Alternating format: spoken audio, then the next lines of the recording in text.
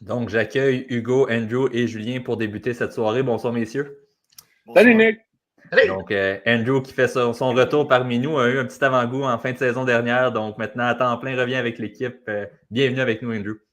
C'est très gentil, très apprécié, messieurs. Content d'être de retour. Vraiment. Donc, Oui.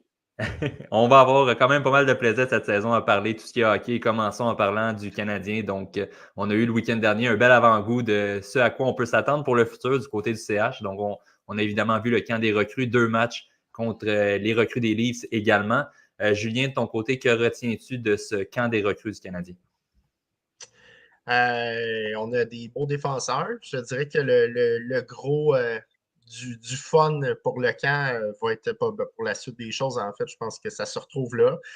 On a vu quand même quelques attaquants intéressants. Il y avait Owen Beck qui n'est pas flamboyant comme Lane Hudson, mais qui est quand même très efficace. Là, on voit qu'il pense comme un gars qui est mature, comme un gars de la Ligue nationale. J'ai hâte de voir contre avec des meilleurs coéquipiers. Je pense que son jeu va mieux ressortir. Puis on a eu quand même, bon, on connaît le top 4 à défensive, puis je vais peut-être laisser les gars un peu extrapoler là-dessus, mais il y a quand même des espoirs intéressants que j'ai vus à l'attaque, dont Thorpe, que j'ai quand même bien aimé. C'est un gars qui est énorme, qui joue physique, mais qui a du talent aussi. Il a des bons tirs, il se positionne bien. Moi, j'ai vraiment aimé ce joueur-là. C'est un choix de 4e tour.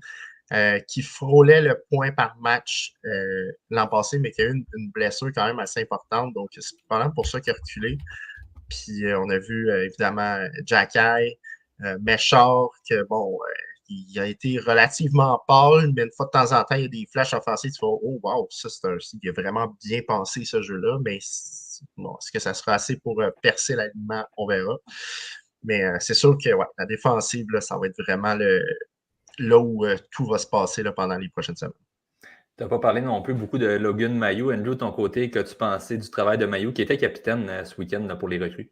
Ouais, il y avait un très beau C sur son chandail. Écoute, non, Mailloux, j'ai vraiment adoré. Je pense que c'était peut-être lui que je m'attendais peut-être à un petit peu une surdose de progression par rapport à l'année passée, surtout qu'il a goûté à jouer à Laval. Il a goûté aussi à jouer pour le Canadien aussi en fin de saison. Donc, moi, je m'attendais à voir Mailloux prendre un petit peu plus d'ampleur, un petit peu plus d'importance au sein de son développement. Puis c'est quelque chose qui a bien répondu au match des recrues. Puis il avait très bien fait aussi avec Arbor Jacky à Laval. Donc, moi, honnêtement, je pense que Mailloux se place énormément dans une bonne posture pour faire le club cette saison. Avec Lane Hudson aussi, qu'on va sûrement parler un peu plus tard. Là, mais Hudson aussi a très bien fait contre les recrues des Maple Leafs. Hugo, ton point de vue sur le camp des recrues, est-ce qu'il y en a qui t'ont impressionné? Certains t'ont déçu de ce week-end-là? Mais moi, il y a un joueur qui était. Ben, en fait, je suis extrêmement content qu'il fasse partie des joueurs invités au camp de sélection. Puis c'est Charles Savoie. Charles Savoie qui sort un peu de nulle part. Personne ne s'attendait à le voir fleurir autant qu'il l'a fait en fin de semaine. A eu des très bonnes chances de marquer. Vraiment, on appelle ça un bulldog. Là, donc, il va vraiment tout le temps foncer vers le filet. Il va essayer d'aller chercher des retours un peu charnières. Là, puis il va vraiment essayer de donner le plus qu'il peut avec le gabarit qu'il a, avec la taille qu'il a, le style de jeu qu'il a. Donc, je suis vraiment, vraiment content pour lui qu'il se soit joint à la liste de joueurs qui va faire partie du camp de sélection. On a parlé un peu de Logan Mailloux. Je pense que Logan Mailloux, il était excellent. Je pense qu'il devait être encore meilleur.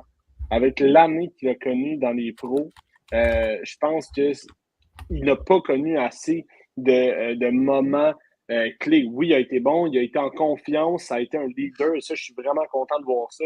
Mais j'ai aussi vu des moments d'hésitation encore en avantage numérique. Parfois sur des relances, sur des premières passes, c'était un peu plus difficile. Il y avait le temps, il joue contre des joueurs qui n'ont pas touché au professionnel encore ou ils sont sur le bord. Donc, il y avait une longueur d'avance à ce niveau-là. Puis, je veux juste faire un petit point sur Lane Hudson. Écoute, Lane Hudson, encore une fois, on sait qu'il est capable de danser sur la ligne bleue. C'est un excellent défenseur mobile.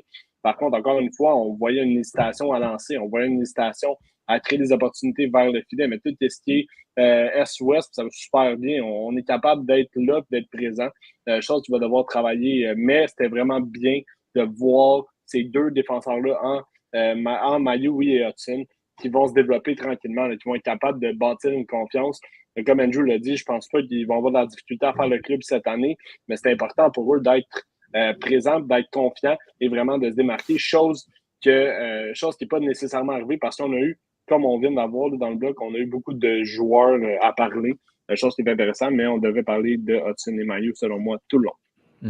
Mais justement, Hugo, Julien, vous avez pu parler d'Hudson. Andrew, t'as dit qu'on en parlerait un peu plus tard. Vas-y, parle de Hudson également. Donc, qu'est-ce que J'allais renchérir sur Hugo. Je suis très d'accord avec lui. S-West, ça va très bien. Très bon maniement de rondelle. Tu sais, ça prend énormément de confiance pour faire ce qu'il fait sur une surface gelée. Puis honnêtement, il est très bon, il est super à l'aise, il a beaucoup de confiance. Moi, le seul bémol que j'avais avec Hudson, puis c'est ce que j'ai remarqué surtout dans le match des recrues, c'est qu'il se met des fois dans des positions vulnérables. Puis le problème là-dedans, c'est que quand il va arriver contre des hommes, des joueurs plus pesants, un peu plus physiques que des joueurs qui veulent prouver autant dans la Ligue américaine que dans la Ligue nationale, ça va peut-être frapper fort. Là. Je me souviens, il y a quelques années, là, ça me fait penser à Jonathan Drouin quand il s'était fait ramasser par Hickey. C'est pas le plus gros, là, Hickey, là, mais imaginez quelqu'un de plus gros que Hickey qui frappe Hudson, ça peut faire des dommages. Donc, il faut juste qu'il trouve le bon moment pour faire des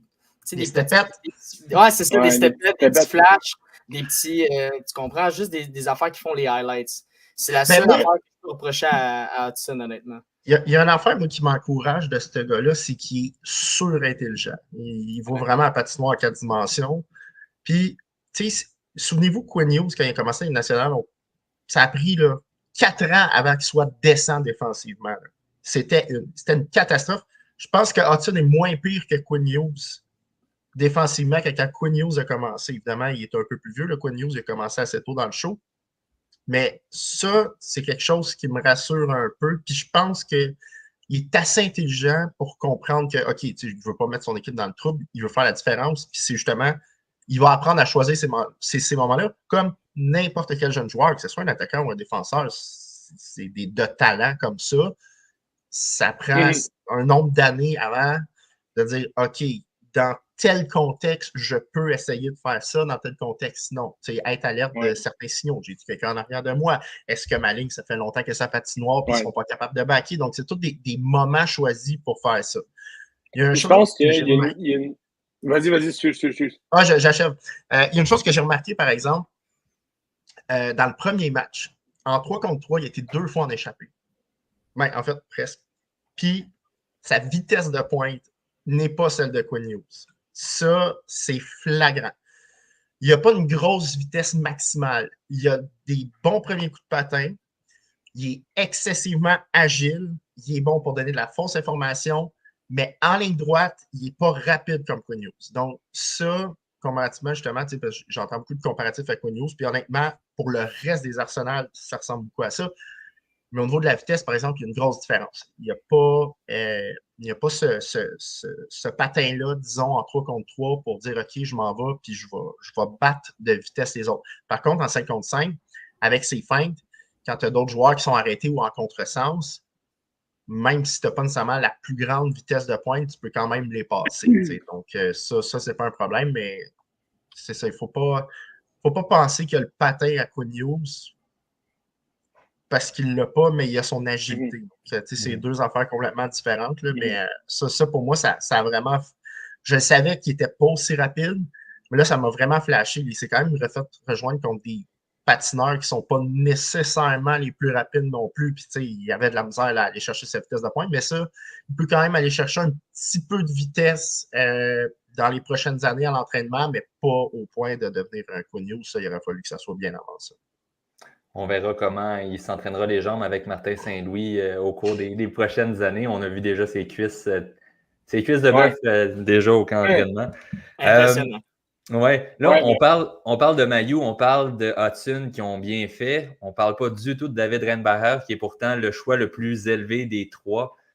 Donc, je me doute de votre réponse. On commence l'année à Laval du côté de Reinbacher? Oui, absolument. Puis je pense que ça va lui faire du bien. Cette adaptation-là.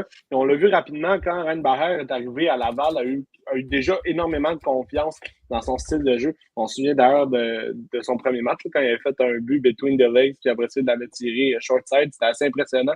Mais là, on s'en va chercher cette confiance-là. Je pense que c'est juste une question de temps pour David Reinbacher, vraiment.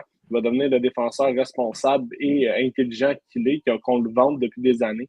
Mais ça va lui faire du bien, la transition. Il fallait, en fait, faire sa transition en ce moment. Je ne suis pas trop inquiet pour ce gars-là parce que il est jeune, il va commencer son adaptation. Puis, c'est un joueur, il ne sera pas flashy. T'sais, attendez-vous pas à ça. Puis ce style de jeu-là, pas flashy, mais je fais toutes les bonnes choses, ça ressort plus quand tu joues contre des pros.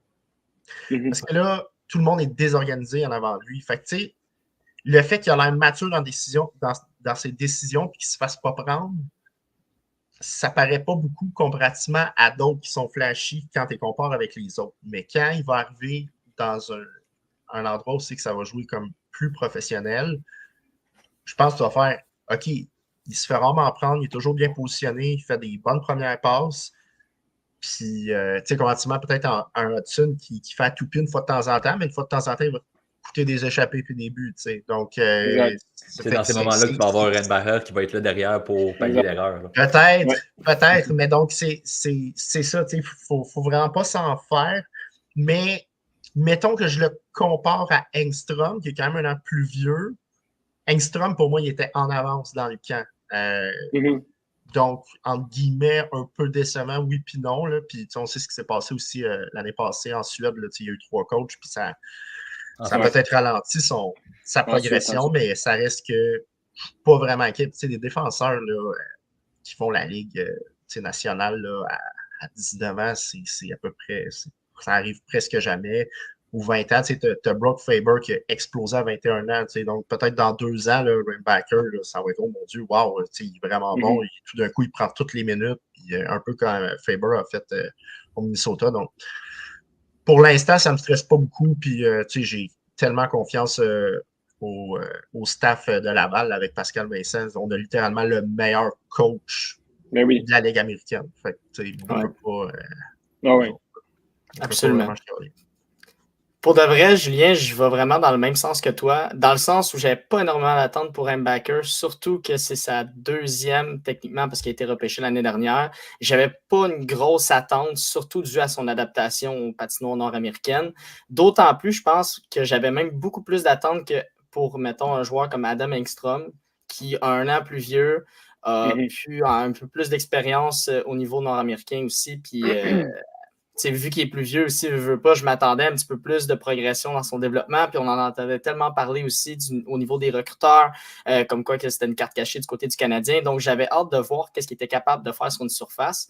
Puis Engstrom, tu vois, je le trouve déjà un peu plus en avance sur Mbauer pour l'instant. Mais avec l'adaptation qu'il va faire à Laval, je pense que ça va être une bonne année pour lui, ça va être une année de transition. Qui sait, peut-être qu'à la fin de saison, on peut le rappeler à Montréal s'il a très bien fait avec le Rocket et Pascal Vincent.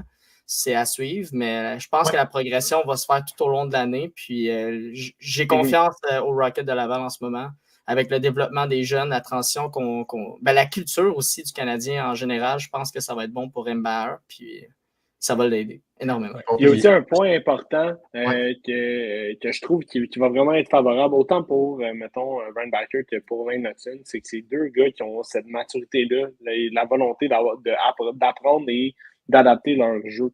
T'sais, on parlait de Wayne Hudson tantôt, que oui, il y a des comparatifs offensifs à Quinn Hughes, puis défensivement, ça va être un peu plus difficile, mais j'aurais pas de difficulté à voir Hudson s'adapter pour ensuite être capable de créer un équilibre autant au niveau défensif qu'offensif, même en faire pour Rainbacker. Je pense qu'il va aller travailler avec ses forces, puis il va vraiment se servir de toute l'expertise de Pascal Vincent pour être capable d'être le défenseur. En fait, il faut qu'il soit le défenseur qu'on veuille rappeler en fin de saison.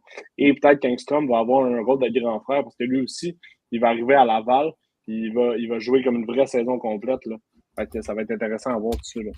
Oui, ben justement, c'est ce qui est le fun aussi. On va en parler un peu plus tard dans notre vert ou rouge, mais il y a plusieurs postes à prendre aussi à la défense du Canadien. Donc, et c'est beaucoup de jeunes défenseurs. Donc, que ce soit pour blessure ou peut-être qu'un joueur va moins bien pendant une certaine période, tous les noms qu'on a nommés pourraient avoir leur chance cette année de jouer quelques matchs à Montréal. Donc, ça va être intéressant à voir. Puis ça va créer aussi une belle bataille à l'interne.